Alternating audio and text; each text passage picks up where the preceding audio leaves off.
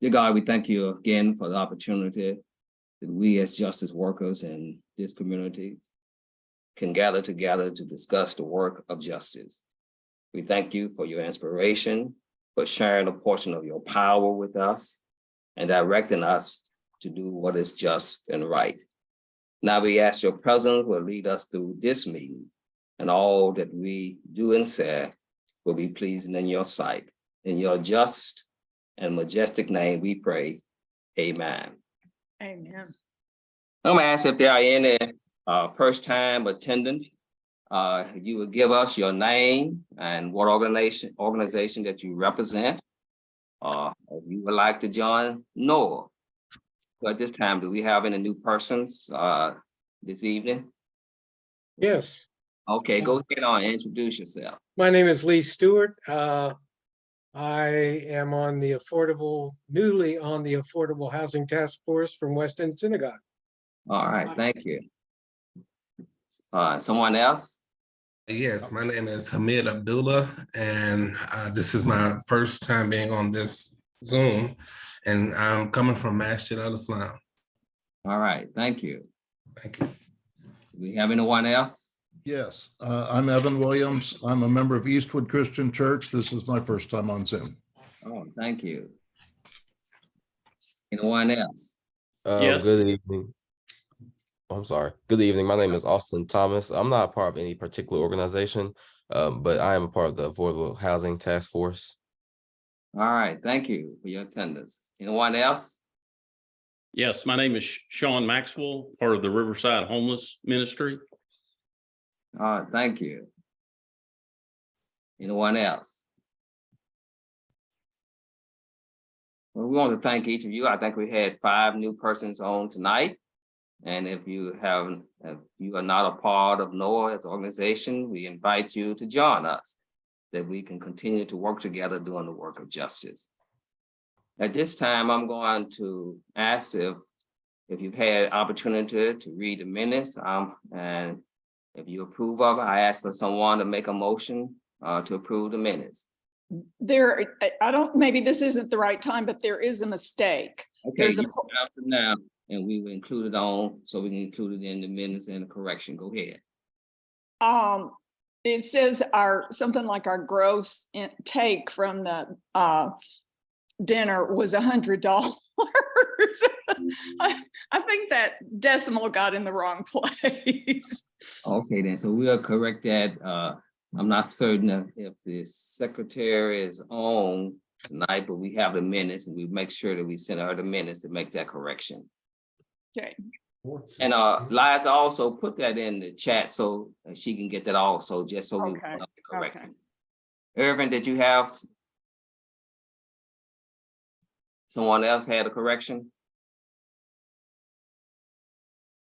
Okay, if with that correction, if someone will second that we approve the minutes with the necessary correction. Second. Okay, been properly moved and second that we approve the meeting minutes with the necessary correction. Thank you. Okay, at this time we will have our financial report, and we're going to ask that the treasurer be able to share his screen with us.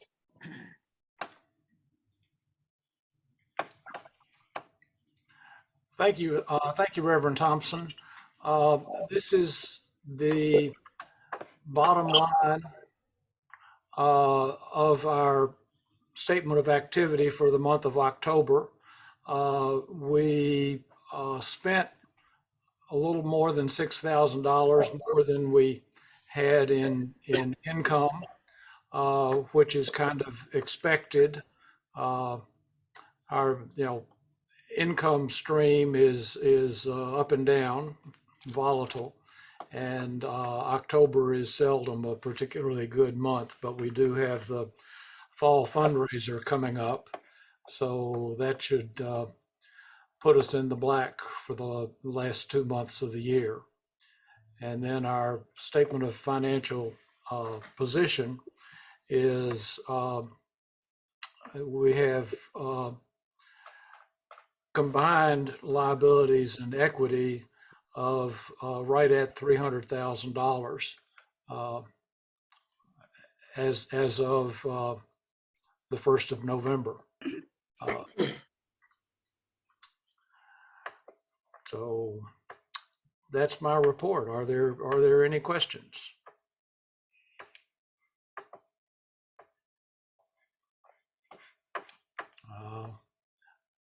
Yield my screen back. All right, thank you. And I do want to thank the members. And again, you will be hearing from our treasurer with respect to upcoming dues. That's for the rest of this year and even for next year. And you'll be getting some more information from our treasurer.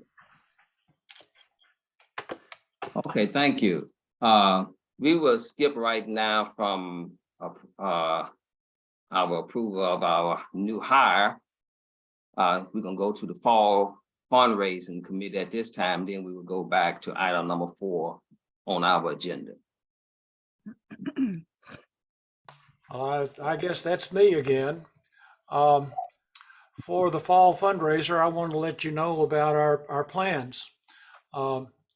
We've been doing this since 2016 when Natasha and John Dean offered a significant donation to NOAA if we would match it with other gifts. They asked what we would use it for, and NOAA answered to hire an African-American organizer. We planned a small event for major donors, donors of $500 or more, and began soliciting contributions. The response was heartwarming, and we made the match and some extra. There were more than a few donors who donated less than $500 who were inspired by the goal of having an African-American organizer, and that has continued, and we've had successful campaigns every year. A couple of years ago, the deans decided to taper off their matching amount in recognition of our success and to encourage us to diversify the sources of our funding and develop a sustainable model. We started out thinking about simply recruiting other major donors to pledge matching gifts. Then we remembered that our power comes from organized people and organized money. How could we apply that principle to our fall fundraiser? We've decided to offer our people the opportunity to support the campaign by their endorsements, allowing us to use their names to solicit contributions.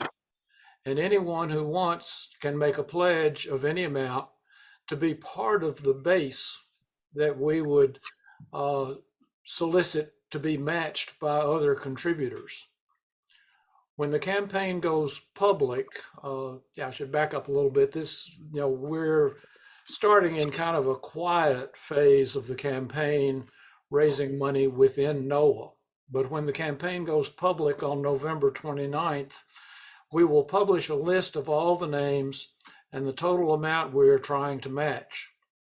So this is going to be your chance to help us build the foundation of this campaign. And now I want to turn the presentation over to Janma to continue with our motivation. And Bill, Are you there? I don't think John has made it on, so you are welcome to continue to motivate us and inspire us. Okay, well, our power comes from organized people and organized money. And, for me, NOAA has been really a life-changing organization and something that I'm so delighted to be involved in and to have a little role in bringing on social change in Nashville. God knows we need it.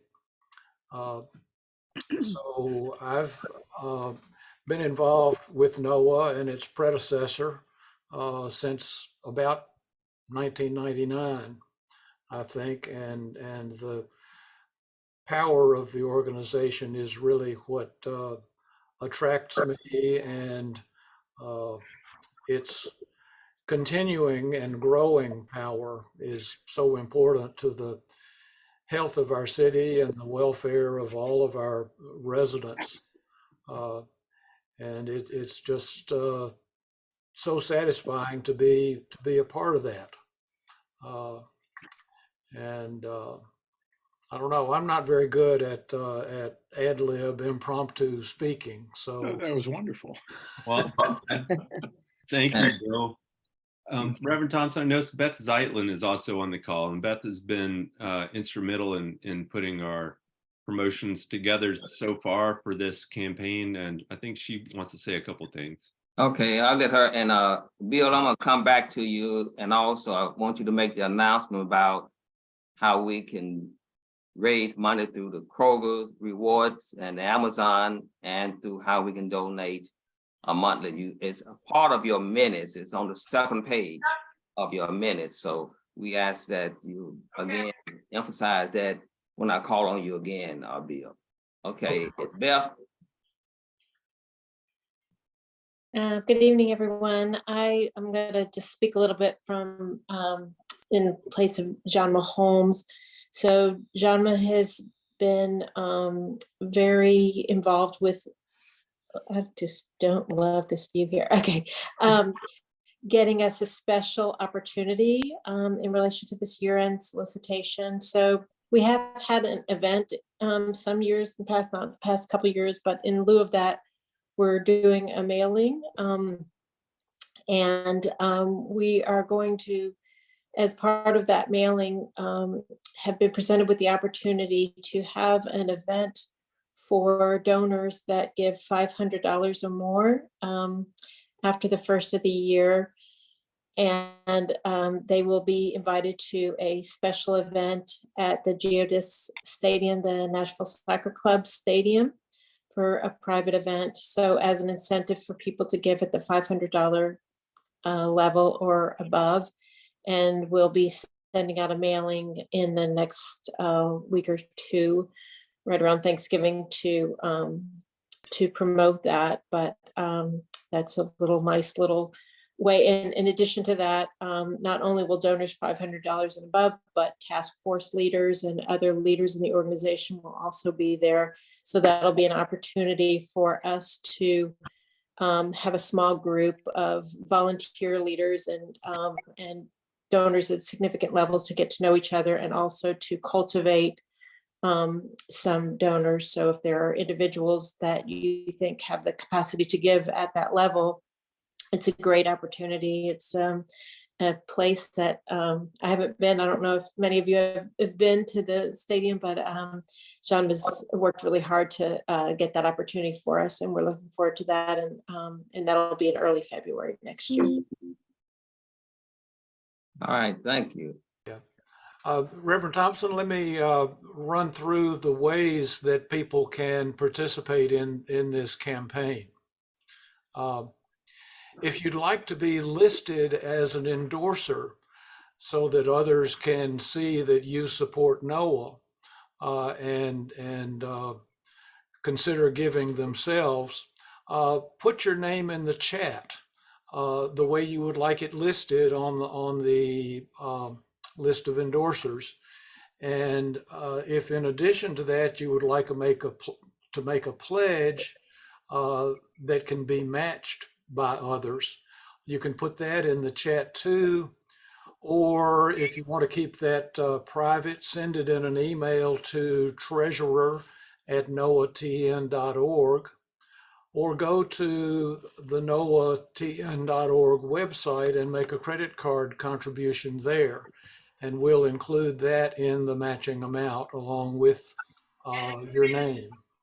And I know that's kind of complicated, so at the risk of boring some folks, I'm gonna go over it again.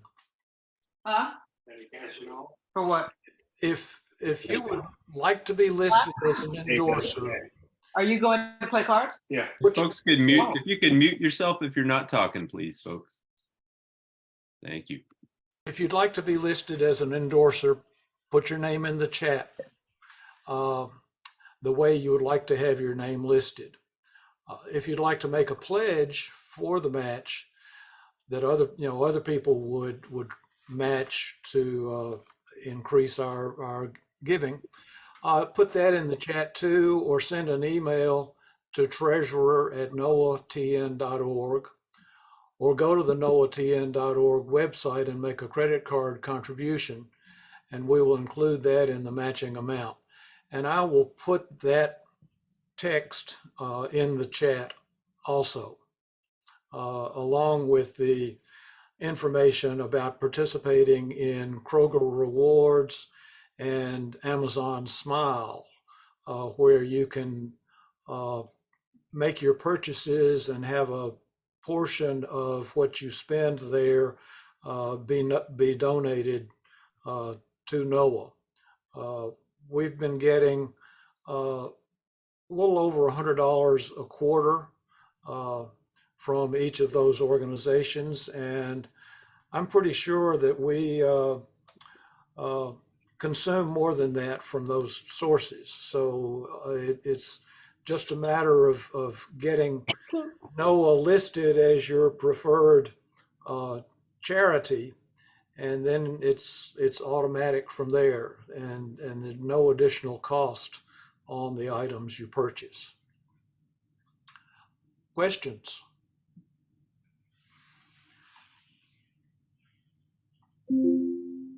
All right, I want to thank the fundraising committee. And at this time, we are going to go back to approval of our organizing director. I'm gonna put it in the hands of Mike Hodge.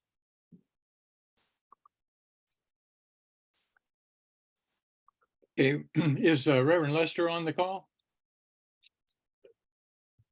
I haven't. Okay, well, I'll be glad to fill in. I was just wanting Reverend Lester, as chair of our personnel committee, to say a word or two about this potential new organizing director. I think most of you know that I'm retiring at the end of this calendar year, and we've had several people apply to be the organizing director, and the personnel committee and the executive committee want to recommend Brian Zralik for that position. I'm personally really excited about Brian taking this position. He's been with us for 3 years, and he had a position like this in Buffalo, New York for about 4 years. So I feel really good about him taking this on. And what we wanted to do was to be able to get a vote from people as to whether you think this guy, whether you think this is a good idea. So Reverend Thompson had asked that we share a, can everybody see that? Can everybody see that? Yes. Okay, Reverend Thompson asked that we just share a list like that, and we can just call out folks. If your name is not listed, if your organization's not listed here, you can tell me later. I just put the main ones that have come to a lot of our things. So if you would vote for Brian to be the new organizing director, I'd like for you to just tell me yes. So let's go down the list. Mike, could I interrupt for a second, please? Sure. What, I'm unfamiliar with the process. Is the decision made by the two committees, you know, the executive committee and the other committee you just mentioned, or does this group voting have any influence over the selection? This group voting does vote yes or no. So if this group votes no, then the work of the committees. They would have to go back to the drawing board and come up with someone else. That's true. Oh. Well, I have a problem. I can't speak for others. I can't vote because I recognize Brian's name. I know nothing about anybody else that the committees may have considered or whatever. Okay, well, let me clarify. Thank you, Kevin. That's helpful. Let me clarify. The people that are voting are representatives of NOAA's member groups. So if you're a representative of one of NOAA's member groups, those are the folks that would be voting. Does that make sense? Yep. Okay. Can I also ask another clarifying Sure. comment? I understand that Brian would be replacing Mike's position. Then who replaces Brian and who is going to replace Eugene? Because we have two organizers that won't be there, other than Brian just being the Mike person. So Yes. who do the other organizers work with us task force members? Well, I'm glad you asked. We have advertised for a community organizer position, and we have 4 people that have applied. And starting next week, we'll be doing the interviews of those people, and we're hoping to select 2. So do the task force do they have any say-so about that or any input, or how does that work? Well, normally they're not being, the organizers are not being hired just to work with your task force, with any one task force. They're being hired to be organizers for NOAA. Now, But there should be some kind of input there, I would think. well, I think what we've done in the past is for this group and for the personnel committee and executive committee to really decide who the organizers should be. And then we would be consulting with the task forces to see who, which organizer might spend more time with criminal justice, for example. It's very likely that organizers would be spending time with 2 task forces. It kind of depends on the way it all works out. Okay. Does that help with the clarifying? Well, it sort of helps, but it's sort of murky. It's like, well, then who are we supposed to be working with? You know, that's Right what now- I'm wondering about. Right now, you work with either me or the new organizing director. That's why it's called organizing director. That's the person that, you are not being left swinging in the wind. There are Well, organizing that's sort of how I staff- feel. There are organizing staff that are going to be working with you. Okay. Okay, any other questions? I'm sorry, I should have asked if there were questions before we jumped into that. Any other questions about what we're doing? Yes. Yeah, Lee? it's just that with us criminal justice people, we've had 3 criminal justice task force organizers and they're all gone. So it's like, now what do we do? Okay, thank you. Lee Stewart had his hand up. Yes, I'm not a member or a representative for West End for voting, but I know Brian and I have worked with him when I was at Metro Social Services, and I heartily recommend it. Okay, thank you. Is there anybody else has a question or a statement? I'm just curious, Brian, if you should recuse yourself from this part of the meeting, but I also don't know if that's like a common. He's not procedure. voting. Brian doesn't vote. He's not a representative. Okay, Okay, Yeah, but usually in meetings I've been in, if we're voting about somebody, they step out while we vote about them. That's all, at least in our if congregation. that's the wish of this body, we can ask Brian to step out and then we'll call him back in. But that's not the policy that we have gone through at this time. That's right. Thank you, Reverend Thompson. And we can't change in midstream. It can be a part of a future. We've always voted with persons in a meeting. And when we voting for issue convention, we also, no one has to be dismissed. Okay, thank you. Are there any other questions or statements before we get to the voting part? Is that a formal policy or is it just the way it's been done? Vote. Is that It's a a- formal, Reverend Thompson? Yes, what the rules say, we have to take it to the board of directors to be No, approved. It starts I'm personnel, not- let me finish, sir.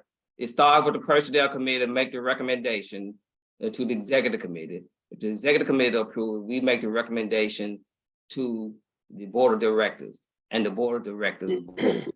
And the law does not say that the person has to be in or out of the meeting. And that's part of the bylaw. All it says that the board of directors must approve every hire. That's whether the organizer director, if we eventually hire executive director or staff persons. It has to be approved by the board of directors. No, that part is clear. I'm merely asking your response to what Amy said was, well, this is the way we've always done it. And I'm just curious, is that because it's a formal policy or it's because we just do it this way? It does not say in our policy that the person has to be dismissed. Okay, well, but it doesn't say that person needs to be present when the vote is taking place either. So Well, it I just think feels the as other if, thing, I think the other thing though, is this agenda was planned by the executive committee. This is the way that they planned the agenda. is there anything, if I missed it, I saw nothing on the agenda that says that Brian needs to be present or not.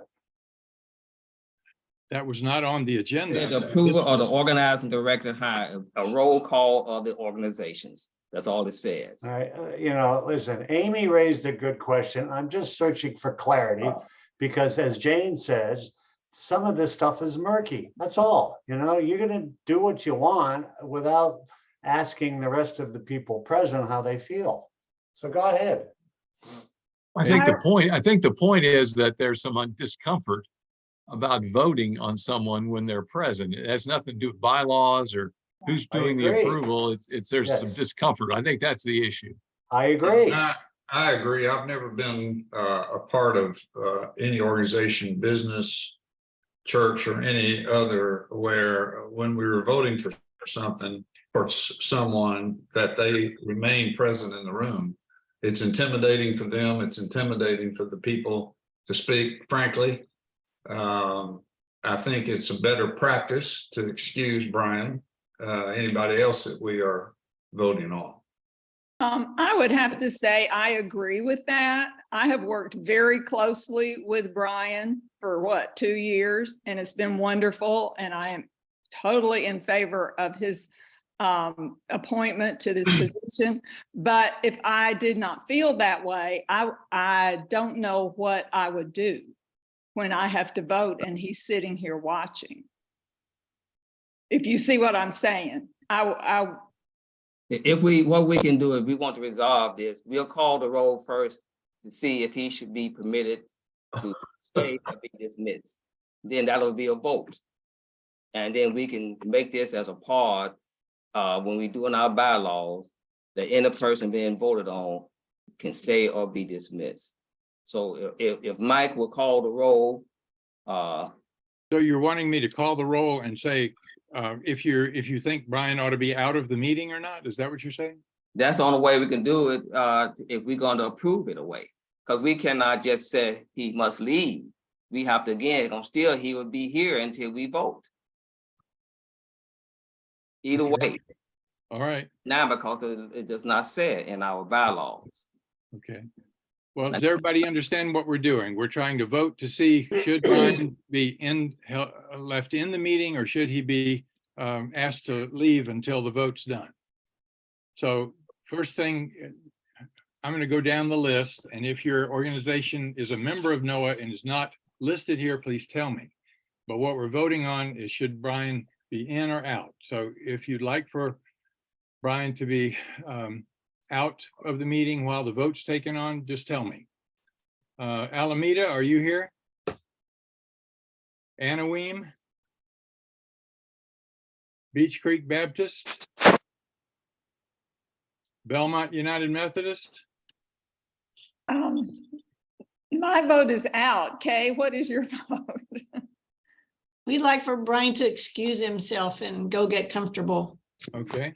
I don't mind just doing that if for the sake of time, because I know we've got a lot of work we have to do tonight. So, Yeah. Is that all right? Is that all right, Thank you, Reverend Thompson? Brian. That'd be fine. It's up to. That's great, Brian. Thank you. Thank you, Okay, Brian. we will text you when you Text me back. you can come Okay. back in. Great, thanks. Sure. All right, well, let's go back to the chart here. And what we're asking for this time is should Brian be hired as the organizing director? I went through Alameda and Anaheim. They were not here. Beach Creek Baptist Church, I don't think was here. Belmont United Methodist, are you here? Yes. Yes. All right, Beloved Community Episcopal Diocese of Tennessee. Yes. Christ Church Cathedral. Yes. Yes. All right. Clark Memorial, are you here? Congregation Micah. We vote yes. Okay. Congregation of Shalom, the Temple. Are you here? Yes. Yes. Eastwood Christian Church, Yes. Edge Hill United Methodist. Emphatically, yes. Okay, I like the emphatic. 15th Avenue Baptist, are you here? First Unitarian Universalist Church, Yes. Friends of Friends Ministry, Yes. Glendale Baptist Church, Greater Bethel AME Church, Yes. Greater Nashville Unitarian Universalist Congregation. Yes. Yes. Okay, thank you. Jefferson Street Baptist, are you here? Lee Chapel AME, Metropolitan Interdenominational Church. Yes. I'm sorry, Yes.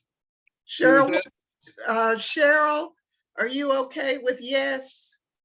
Absolutely, yes, yes. Okay. Okay, good. We don't want any fights breaking out in the board meeting here. MNEA, Excuse me, yes. Lee Chapel is here and said yes. I may have been muted. I'm sorry. Ah, thank you. Thank you, Paulette. MNEA, Mount Pisgah United Methodist, New Covenant Christian Church. Riverside Homeless Ministry, are you part of Riverside Seventh-day Adventist Church? No. Alice, No, is you're that not. Alice Anderson? Okay, I apologize. I conflated you. I thought you were both the same thing. Apologies. Second Presbyterian Church, Yes. SEIU, Absolutely. absolutely. St. John AME, Yes. very good. The Village Church, West End Synagogue, West End United Methodist, Word of Life Christian Center International. Okay, now, is there any NOAA member? Is your organization a member of NOAA? And I did not call your name. West End, I forgot. Okay, yeah, unmute Phyllis, myself. Yes, yeah. the West End. Okay. All right, so West End United Methodist said yes. And was there somebody else? Master Al-Islam. Oh, I apologize. Thank you.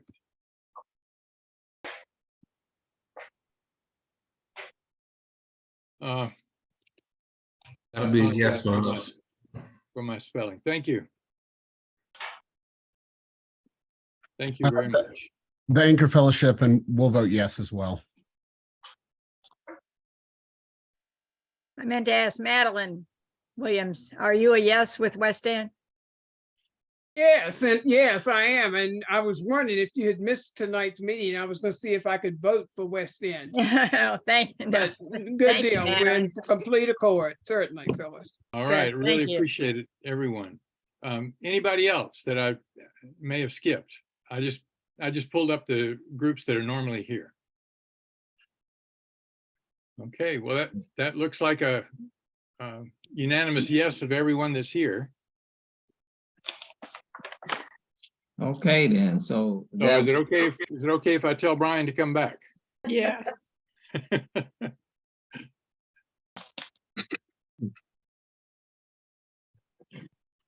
Okay.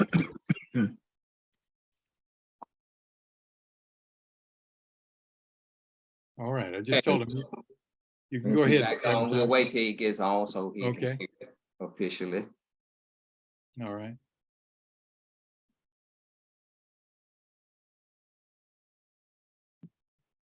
And while we're waiting on him, I'd like to challenge anybody that has not done a one-on-one with Brian Zralik to arrange to do that. Because that will help you know him and understand more about how he and you can work together. And while we're waiting on him, there's his email address. I'm here. Okay. Awkward silence. Hello. All right, he's here. Did you want to say anything to him, Reverend Thompson? Okay, we do want to announce that it was unanimous with those who are here. Brian, we're looking forward to good work beginning in 2023, and we do commend you for the work that you've already done these past 3 years. And again, we thank you for applying and accepting it. Thank you, Reverend Thompson. Was very Thank you, proud of it. everybody. Thank you very All right. much. Okay, well, we want to thank you for this process, and this is something that the next product with our campaign coordinating committee, when we work on the bylaws, we'll make certain that as we continue to improve, we can include on whether or not a person and how we decide if a person remains or not. I guess it's not a problem if he was a voting person, he would have to be, I guess, so he could cast his vote. But since he was not a voting person, but we should find out ways how we can improve this process. So at this time, I put it in the hands of our campaign coordinating committee. And we are running behind now, so we'll try to make up some of the time. Right. And I had opened my, I just want to say welcome to everybody. Congratulations to Brian. As I open my presentation, we should all be very proud of the fact that we were able to, after 3 years, conduct an in-person annual public meeting. And one of the things that we decided to do, it was evaluated and reflected upon by both the committee that put it together, as well as there were some reviews by the task forces. But it was such an important event that we thought we needed to share this with everyone. So our deep dive tonight is to reflect on our annual public meeting. At NOAA, we reflect and we evaluate so that we can improve. And this was, we have a lot of experience with public meetings like this, but we were challenged for 2 years to do it by Zoom. And it was a challenge to come back in person. So what we're going to do tonight with you is a brief NOAA style evaluation. What usually happens at the end of the meeting, we're going to do now. So we're going to do a feeling word. We're going to review the performance. We're going to think about tension that occurred as a result of that meeting and examine some political learnings. The extra part is NOAA learned some things as a result of this meeting too. And we have some clear directions for what to do at the annual public meeting in 2023. So first of all, we always ask for a feeling word. So if you would, in the chat, put one word that reflects your personal feelings about the meeting, or if you were unable to attend, put one word that reflects how someone you know felt about that session. Just put that in the chat right now, and Mike will read the kinds of things that are entered into chat.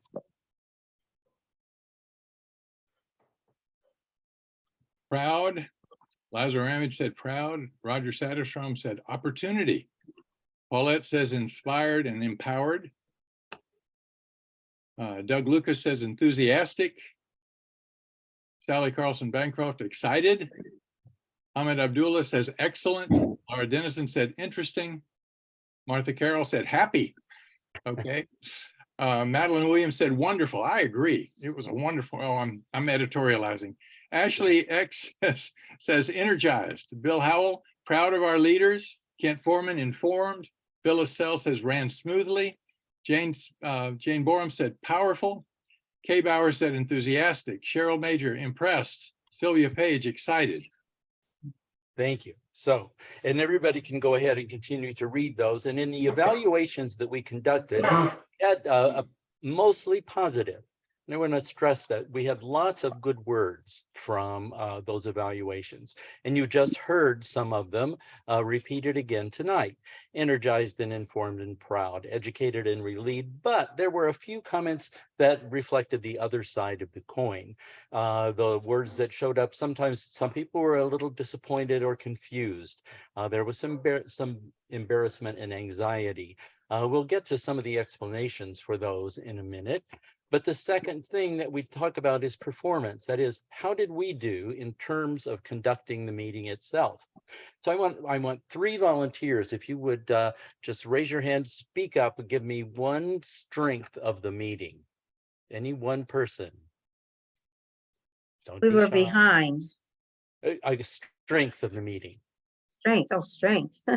Strength. Sorry. I'll come back to you, Jane, in a minute. How prepared. It was well attended. Another one, I thought it was diverse. diverse. Thank you. And one more. Enthusiastic. All right, thank you. And one volunteer, Jane, something to improve. Yeah, we started off a little behind. So again, there were some mixed reviews. Again, mostly positive. I continue to stress that mostly they were positive. There were good words for the structure and the planning of the meeting itself. It was well balanced. The registration process was excellent. People really complimented that. There were good words about the award that was given, the questions and the follow-up. The tribute to Eugene and the theme, all were things that received high marks. So there were some concerns about starting late and then timing throughout the meeting. Sometimes there were questions about the relevance. And again, we'll get to that in a minute. Parking, of course, is always a concern. There were some concerns about the length of the questions and their format, and some questions about those boxes that were being built in the background. There's tension in NOAA talk and Gamaliel talk. Tension's a positive quality, and some of those things that were reflected in that tension was there were some concerns about the strength of NOAA's power, since we only had one person on the stage. There was only the mayor, and there was no representative from MNPS, and that just was a source of concern. There was some concern about the clarity of the questions that were posed, some tension about the kind of follow-up with the mayor. Lots of people said how good it was to follow up. It showed our preparation and our power about knowing what was going to come about. But there were some people who thought it was embarrassing or challenging. It seemed rude. And again, we're going to come back to that in just a minute. There was a question about, although the equity award and the call for contributions were important and highly valued, there were some questions about, was this the place to do that?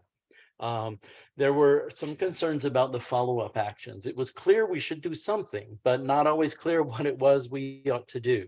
And again, part of that was related to timing. So here are some things that we learned about NOAA's place in the city and our ability to make change. I think one of those important things is that we learned and we realized that these public meetings are often demonstrations and education, really, about the way NOAA works. So one of the learnings was that spirit is important, that our presence together as a community for the first time in 3 years, that was inspirational and energizing in and of itself. There's a difference between a public and a private relationship. Lots of people may well like John Cooper and consider him a friend, but he is the mayor, and that is a different kind of relationship than the one we have as individuals. The presence of council members and candidates for office, especially all the ones who were not on the program, is in fact evidence of NOAA's power and influence in the city that sometimes, Mike tells us, council members say that they learn more about what's really happening in the mayor's mind from the NOAA public meeting than they often do in some of the other formal meetings that they have.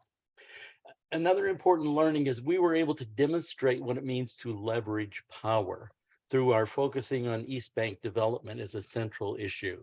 So even though all the task forces approached it from a different position, still that was where we were directing a lot of our energy that showed how NOAA goes about its work. I think we also learned that connecting with faith can be unifying, not divisive, as is so often the case in public life. And so the beginning with the references to rebuilding the city with Nehemiah was something that ran through the entire meeting and was a very positive factor. We think that we learned that citizens are actually hungry for opportunities to engage and participate in actions like this, because there were over 400 people there in person and over 600 views online. We don't know, of course, if all of those 600 watched the entire meeting, but that reflects a fairly high level of interest. So those are the kinds of things we think we learned and need to remember for next year. But we also learned some things for NOAA. it is essential to clarify the purpose of annual meetings, both for members prior to the meeting and for attendees during the meeting. And I think this is where some of that tension came from. I think we did a good job of preparing ourselves for this annual public meeting. But we kind of forgot that all the people who had not attended all of these meetings or been in task forces weren't as aware of some of the details as we were. We saw that we're demonstrating how organizing works. That is how we concentrate and focus our energy on specific areas rather than attacking all of the issues that face a city. The meeting's a demonstration of agitation and leveraging power by the way we structured and presented our questions, so that we showed the importance of respect and accountability, that we can agree and disagree with these public officials and still be both respectful and honest, as we encourage them to do also. What we did shows what it means to cut an issue, that even within the task forces, we did not address all of the concerns that the task forces have worked on all year, but we're very focused in particular at this meeting. The way we approached the mayor, and had there been other public figures there, shows how we go about moving a power figure along. We didn't get everything we asked for, we rarely do, but that doesn't mean we stop, and that we are very clear about the kinds of things we want. We also learned it's essential for each presenter to have follow-up questions prepared in advance. Even though that was a source of tension for some people, it clearly was a strength of the meeting that criminal justice was able to follow up. Specific directions for next year's annual meeting. These first three are going to be pretty powerful ones. Get everything done in advance. It's interesting to note for background purposes, we actually started this planning process almost a month earlier than we had last year. But that was, it's something that we need to remember. This was a problem balancing background with focus. This is what led to some of the tension around the questions, because we hadn't met in person with our larger community for 2 years, 3 years. We wanted to make sure that the reason for the questions was clear, but the reasoning sometimes was so dense that by the time we got to the question, people forgot what they were being asked. We need to sharpen those questions as much as possible. We tried to start off with a yes or no. Sometimes that worked, sometimes it didn't. We need to clarify and enforce our time allocations and procedures. They were in place, but not always evident. We need to invite and acknowledge the presence of other public officials. There were several there, and at one point they were asked to stand, but there were so many of them, we want to do a better job of recognizing them. And we want to connect all the issues in the next annual public meeting to the outcome of the listening campaign that will be taking place in early 2023, just like this year's meeting was connected to the theme of building and rebuilding the beloved community. So as we go off into our task forces now and in the coming year, what should we get out of all of this? First of all, how important it is to remember that everything we do supports our mission. And we should always use these two themes as the measure of the validity of what we're doing. If an action we plan does not further these two goals, maybe we shouldn't be doing it. It's time for a listening campaign again. And that means we start with our member organizations for several weeks prior to the issues convention. So that's the result of discussions within our member organizations. And then at the issues convention, members vote on what will be the next issues that NOAA focuses on for the next 3 or 4 years. And it's important to note that from these conversations in our organizations, we're looking both for topics and for leaders, people who will step up to be important figures in this, in these new steps towards social justice. Then the leadership will examine the results of that of that convention Then that means the executive committee, the organizing staff, as well as the current task force and CCC co-chairs. And finally, it goes to the task forces and their committees. Some of those may be revised and refreshed from as a result of the convention. Some of them may be new.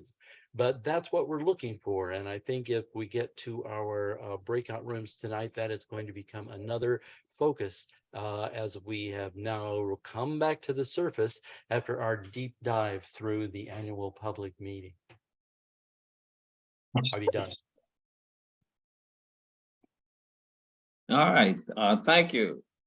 And at this time, we will, the CCC did serve an excellent position. I think we can skip our next part on task, on our agenda, and we can immediately go to our task forces and IBE breakout session.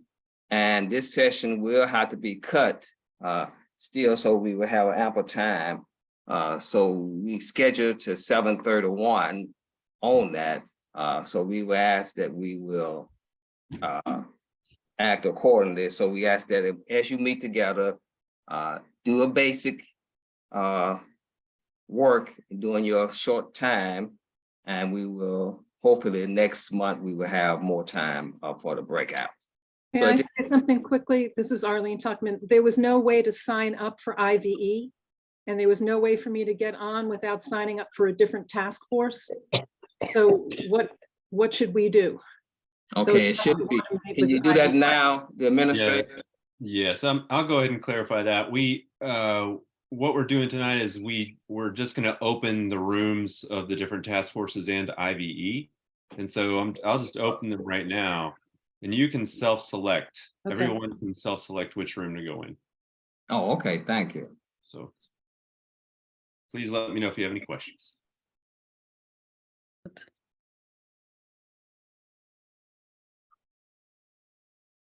And if you have trouble with the process for any reason, let Brian or me know. Yeah. And AHTF, of course, is affordable housing. CJTF is criminal justice. EEJ is economic equity and jobs. ETF, everyone knows this, but education. IVE is integrated voter engagement.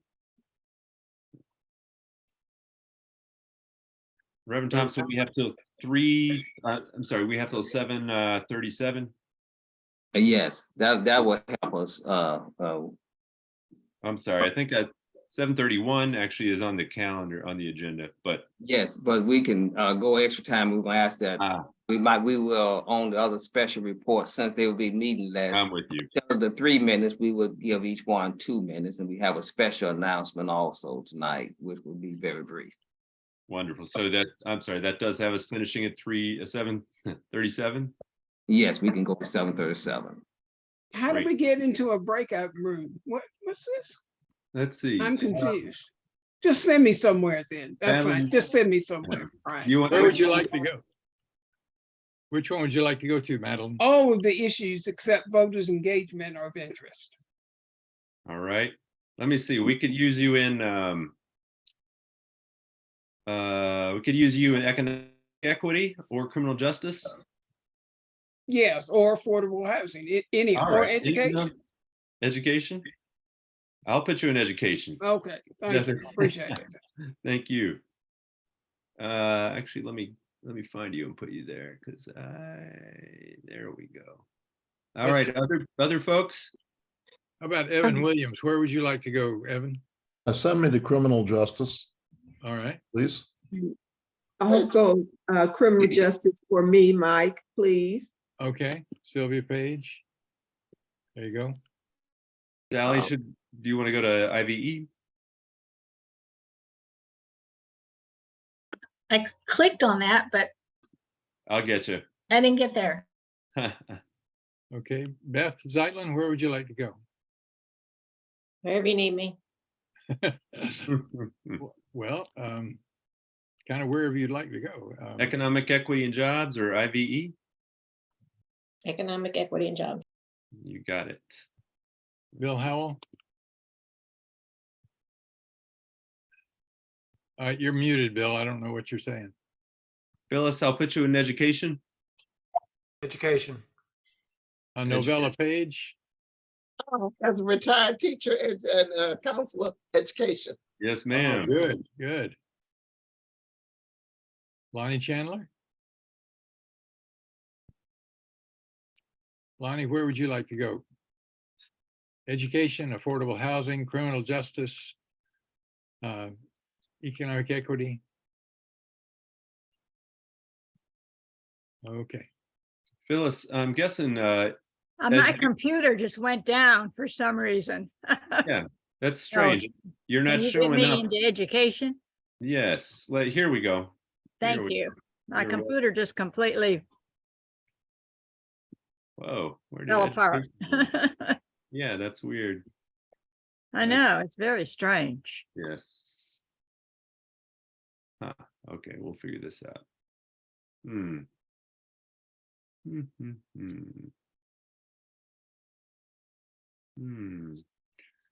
Hmm. Boy, it's. It says that you're already in there. There you go. Lonnie Chandler, are you there? Okay. Yes, I'm here. Okay, thank you. Which breakout room would you like to go to? I was thinking about affordable housing. Got it. You got it.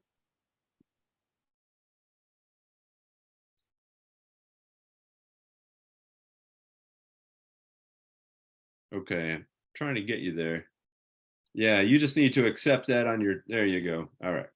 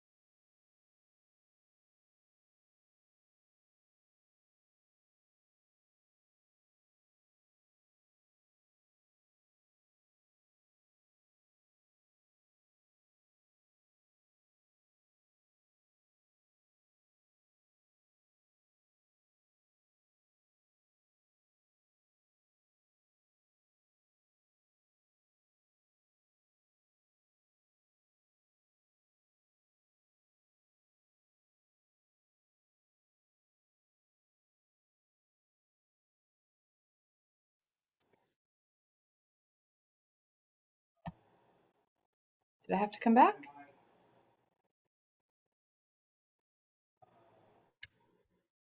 Well, if it's just us, maybe we don't have to be back in here.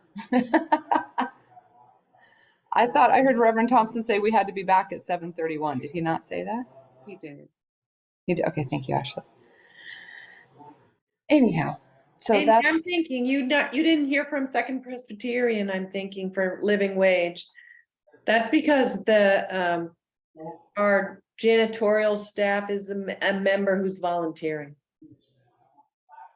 So that puts takes that job out of our pool when they want to wait till someone's in that job. That's why they haven't applied. Is the job making a living wage? No, he's just doing it for free. The person who's doing the job. So. Well, I mean, technically, if it is a volunteer position, but has there been someone in that position being paid? Yeah. In the past? Yeah. So, sorry. It's okay. We did extend the deadline, so if they want to do anything within the next week, they'll have another opportunity. All right, Martha. Next year.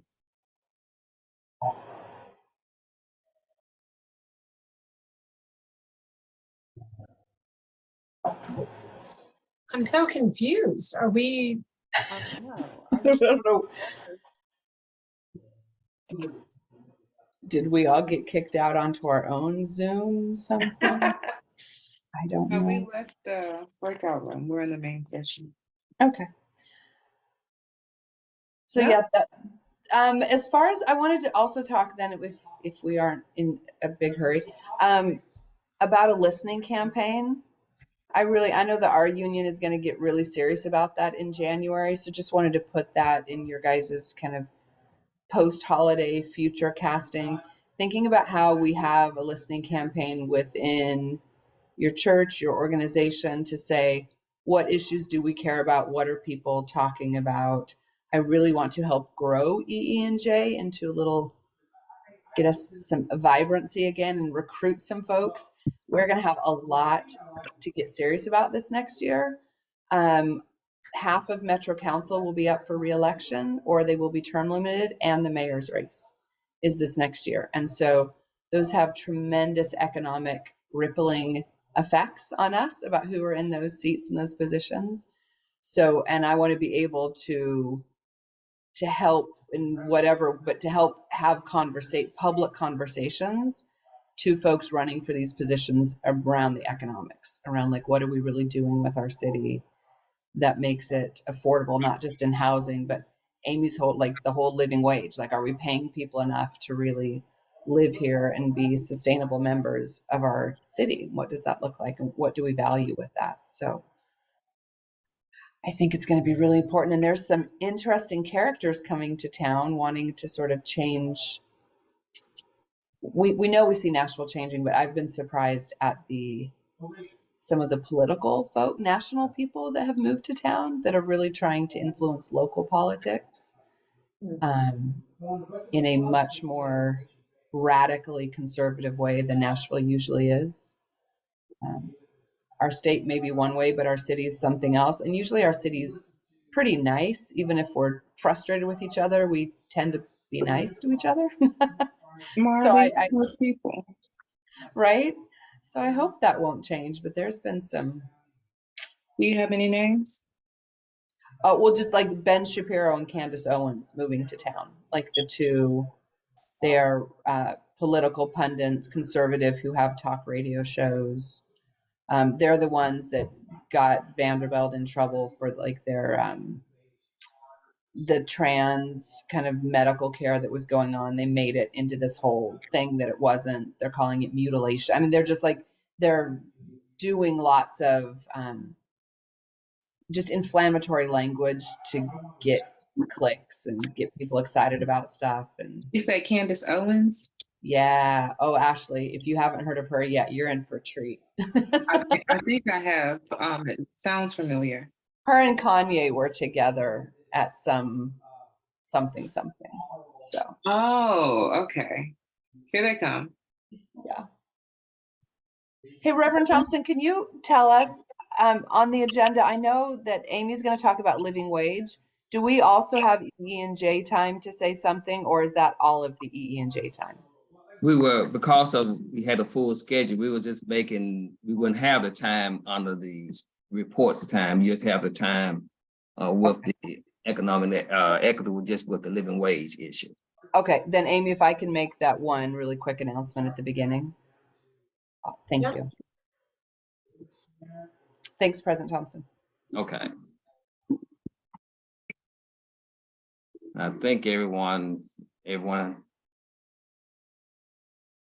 coming back now. All right.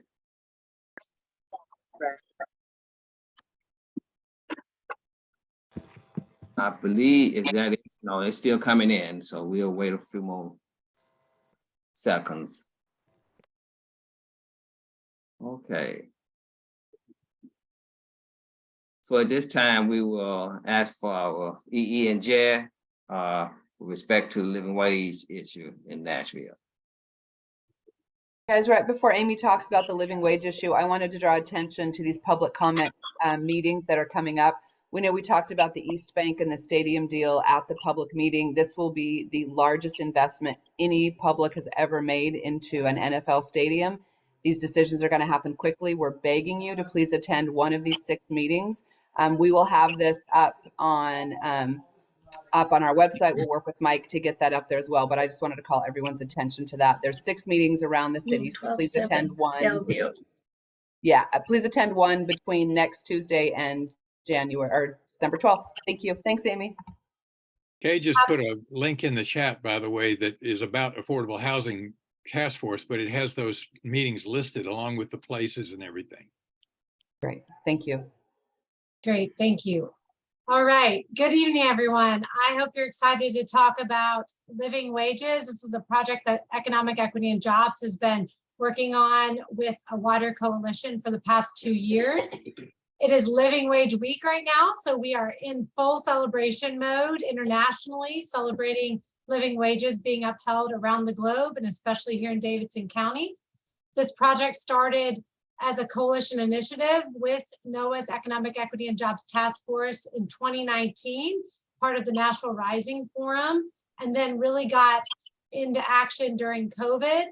As you know, our minimum wage has not gone up in 13 years, and this is an alternative way to address that discrepancy. While rents keep rising, wages in Nashville and Tennessee have not gone up.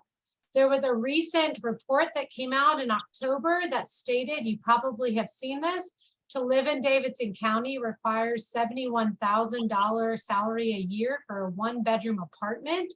That is $34 an hour.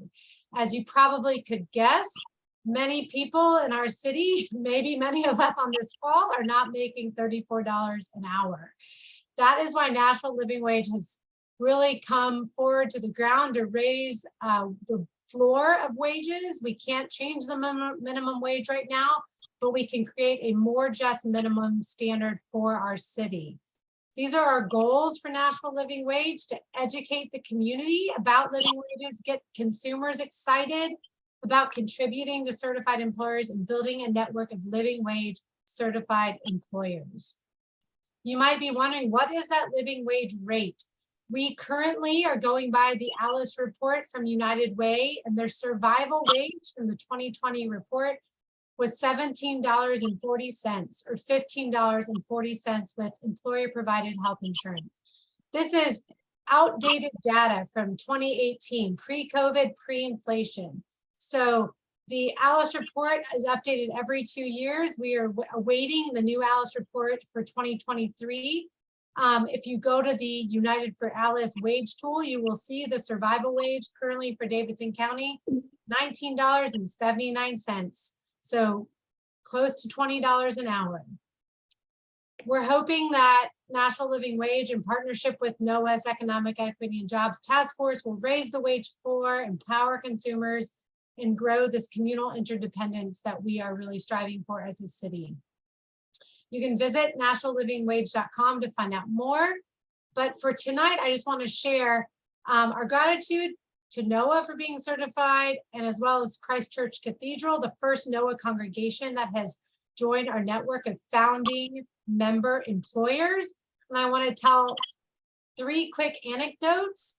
Safe Haven Family Shelter was certified. When they went to reopen their shelter, they realized they had to hire their shelter managers at a living wage rate. They currently had not been paid a living wage in the past, but when they reopened, they realized they had to do that. And so that was a success story because they were certified. Also, National Foodscapes, a worker-owned co-op, they applied and then realized they weren't actually eligible. They went back to their board.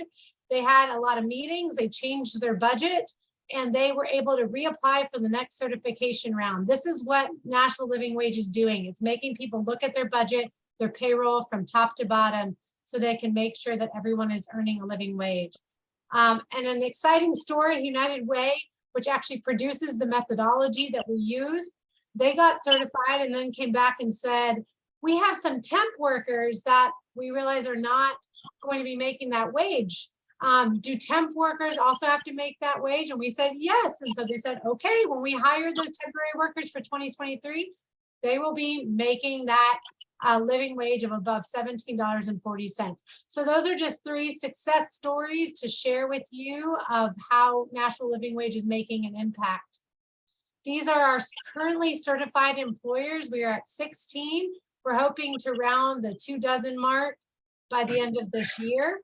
And that's where our asks come in for tonight. We want you to invite your congregations to get certified. The application is free, it's online, it's quick. If you go to nationallivingwage.com to apply, it's there. And I'm dropping in the chat right now a letter that you can give to your congregation, as well as some specific asks for tonight. Our deadline has been extended to next week, and so there is still time to apply for National Living Wage. We are doing some employer canvassing this Saturday, and so we invite you to join us at Bongo East at 12:30 p.m. You can grab that afternoon coffee, and we will walk you through some talking points, hit the ground and visit some employers nearby and invite them to be living wage certified. So specifically tonight, just to sum up how you can help, we want you to approach your congregation or organization and invite them to apply by using that congregation letter that I dropped in the chat. We invite you to get trained to canvass businesses. You can join the E&J task force to do that, or meet one-on-one with the National Living Wage board member. I see Erwin Bennick is on this call, I believe. He is also a board member of National Living Wage.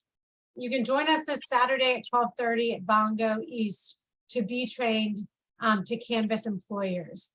And I believe that that is it for me. So I will give you all a little bit of your time back because I know we're running late, and I will stop sharing my screen, and I will drop this file in the chat as well so you can download it. And would love to have you join our efforts and especially grow our network of living wage employers with your congregation. One of our NOAA congregations did apply this year, and so or this month, and so hopefully they will be added to the list. All right, thank you. Please drop your name in the chat if you're interested in canvassing with us on Saturday, or if you would like to talk to your congregation, and I will follow up with you with some pointers. Thank you. Okay, thank you. At this time, again, Amy will put this in the chat and you have this information. At this time, we're going to ask for our special reports from our task forces and IBE, and we will start first with affordable housing. Well, in our brief time together, we covered 3 important topics. The first one is this Sunday at 2:30 at Western United Methodist Church, our task force will meet in person for the first time since COVID hit us. And we are going to play a game called the Game of Rent. It was created by an architect and the director of development for a nonprofit here, Urban Housing Solutions, Kelsey Osman. She will lead us through that game. The game is based on data for Nashville. It's fun, but it's also eye-opening. So if you would like to come, let Mike know and he'll provide the details, more details for you. It'll be a little holiday celebration also. And the second item we covered, Martha Carroll shared with the group what we thought was a lost cause, but we now, with a lot of work and effort and time, we had a win with a developer from Austin that's redeveloping a former apartment site in East Nashville, and strengthened a legal document that they had put together, which was pretty weak with the Urban League of Nashville. Now it's a much stronger legal document that gives the public confidence. And out of that, we know we will have at least 120, maybe 140, depending on how the numbers shake out, of affordable housing that's affordable to our lower wage workers in about 2 years. And then the last item we spoke about was the public meetings that are being sponsored by Metro Council's Stadium Development Committee. And it's very important for us as citizens of Nashville and residents to get out and attend those, because the price tag in the almost $2+ billion is very expensive and very concerning for people that will carry have to carry the debt in the years forward for the city in terms of property taxes and sales taxes that will have to go to pay off debt. So those,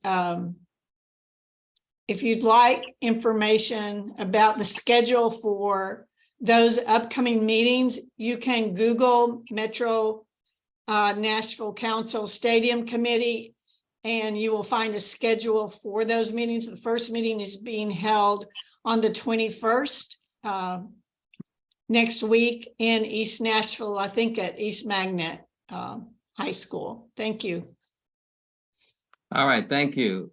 Next, criminal justice.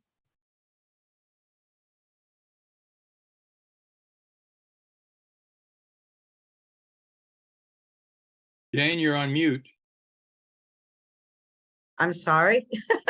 We had a group from our breakout that has agreed to negotiate with the mayor.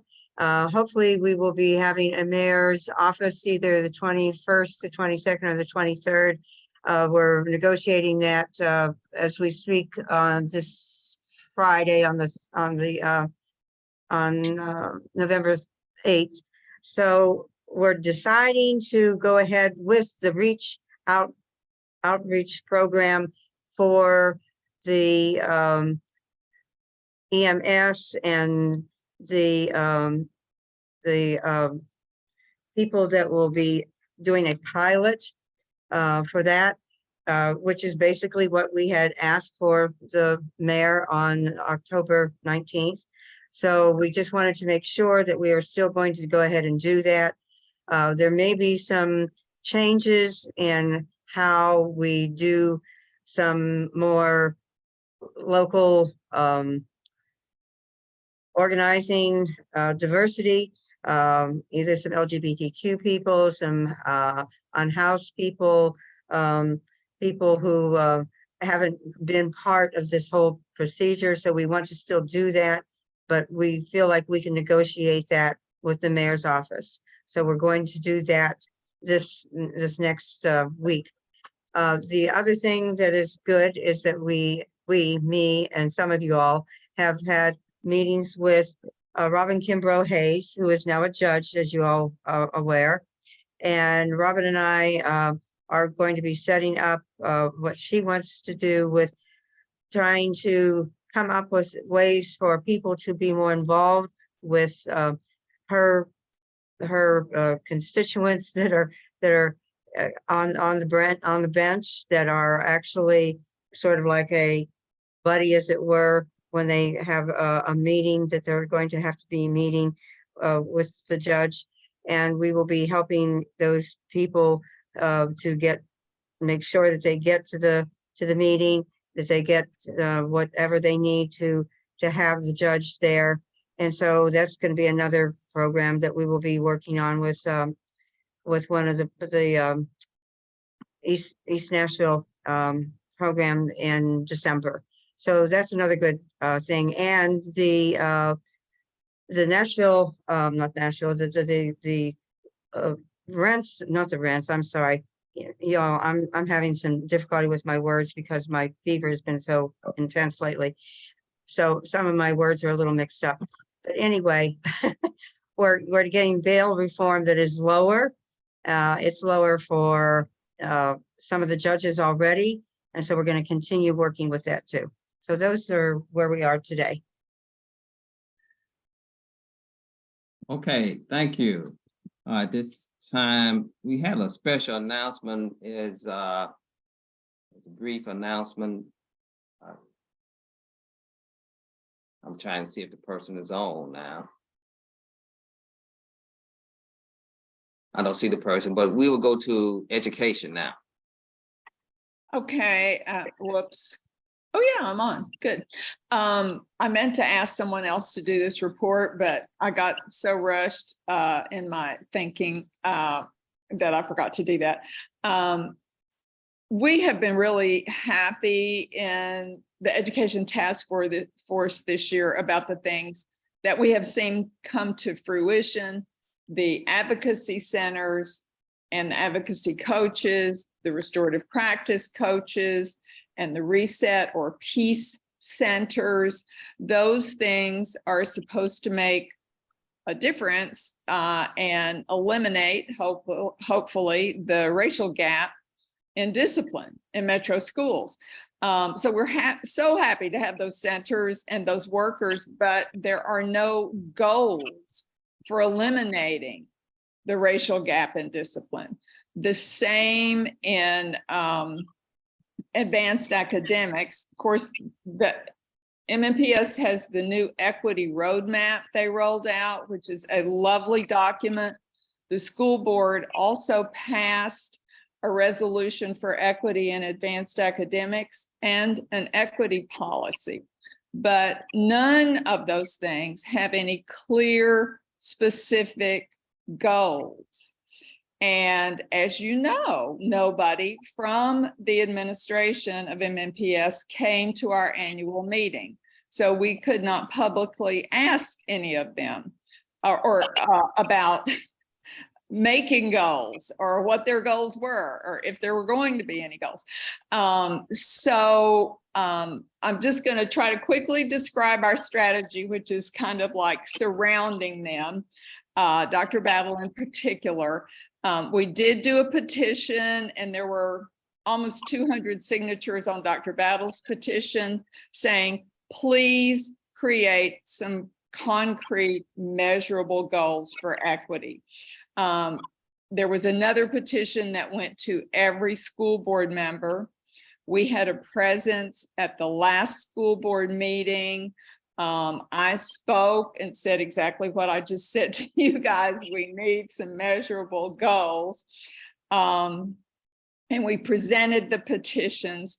We're also doing one-on-ones with the new school board members and ultimately probably with all the school board members to get the school board on board with creating some goals for our school system to eliminate the racial disparities in discipline and create equity in advanced academics in our schools. So that's what we're about. We're also looking for people to come to the school board meeting December 13th. So if you'd like to put on a NOAA button and attend a school board meeting, December 13th, Tuesday at 5 o'clock. Thanks a lot. Okay, thank you. Our IBE, Well, we'll help you make up some time. It was just very few of us, and we mostly talked about how we want to focus in the new year and support the work to really do voter engagement. So we have a lot of planning and organizing that we need to do as a group. all right, thank you. And now, Brian, you have some information who will be doing for the listening campaign for 2023. You have a few moments. Very briefly, because Ron already covered it pretty well, but the listening campaign, we do this every 3 to 4 years. We're going to do it again in 2023. It's time to reboot, re-energize, find new leaders, the whole deal. And so we look forward to giving you more information on that in the coming. You froze.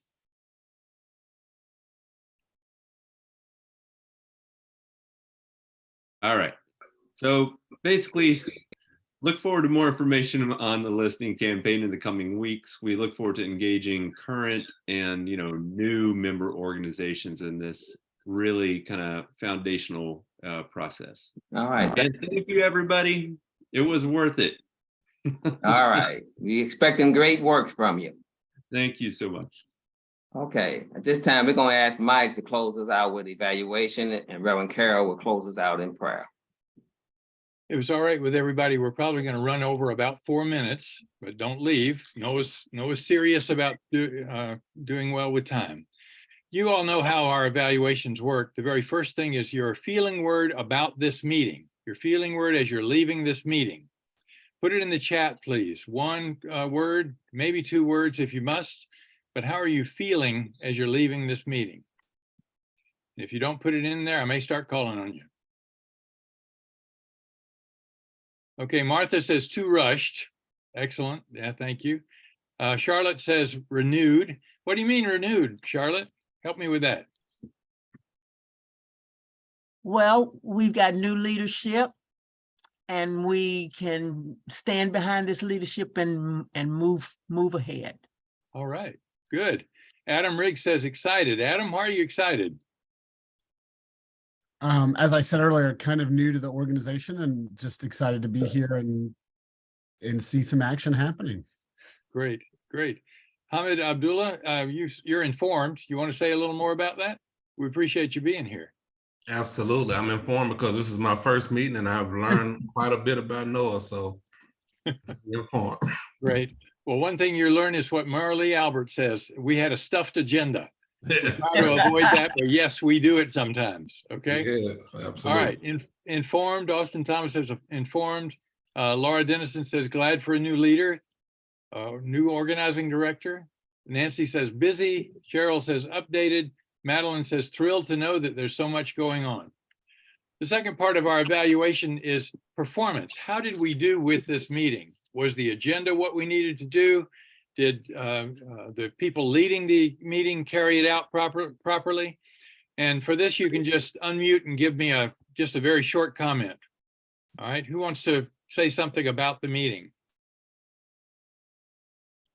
You can also think about it, was there a high point? Or was there one thing you change? I missed the first part, and so I didn't know how we got so far off on the time. I missed the part where we were getting off schedule. So okay, talk to that. Okay. Anybody else? Mike, I appreciated that you all listened to the concern of the folks and found a way to make everyone feel heard. Okay, great, great. Thank you. Anybody else about performance, the way that we ran the meeting? Any particular high point or low point? All right. Liza put in the chat, well run, the coordinating committee part and living wage parts were excellent. And Brian agrees with Susie. Okay, good. I think two high points, if I could interject. Yeah, jump in there. Ron's excellent recap of the annual meeting. It was very informative, very helpful. I want us to have it when we got to get ready for next year. And Amy's fantastic presentation on the living wage campaign. And thank you, Amy, for all your hard work. Okay, good. Thank you. The third part of our evaluation is tension. And as Ron said in his PowerPoint, we want some tension because that makes us act differently afterwards, after the meeting than we did before. Where was tension in this meeting for you? Voting. Voting, there's some, I actually had some tension about voting, okay? Anybody else? You should have been in the Criminal Justice Task Force breakout. There was quite a bit of tension in there about the mayor and how we're dealing with the mayor. We can talk to you later about that. It's all good. Any other tension? All right, the fourth part in our evaluation is political learning. And as you know, all that means is, where is NOAA in our work in the city? Where are we in this? And the thing that jumped to my mind was Saul Alinsky, the kind of granddaddy of community organizers, once said that all organizing is reorganizing. All organizing is reorganizing.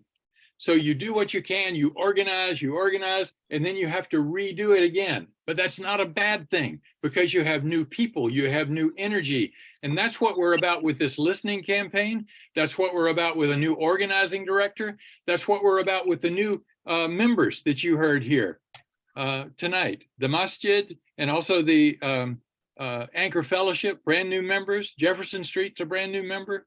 So that's where we are. NOAA is organizing, and it's all about reorganizing. Thank you, Reverend Thompson. And thank you, and thank everyone. Reverend Carroll. Right, let us pray. Holy and gracious God, we thank you for all the good things that have happened, all the good work that has been done, all the wins on behalf of people who live here. Some days it feels like nothing but slow and painful, and sometimes there is real joy in the work that we do. Whatever the case, may we remain your committed and faithful workers. Amen. Amen. Thank you. And thank you. Thanks, Wonderful to everybody. see Have a everyone. good week. Happy Thank you, Thanksgiving. everyone. Celebrate. Happy holidays. Good night. Don't forget about Affordable Housing Task Force playing the game of Rent on Sunday. Everybody's invited. 2:30, West End United Methodist. Show up. Bring your holiday treats. And the Do we fundraiser. meet in December? Do we meet in December or not? Yes. Normally we do meet in December, and when we're in person, we used to have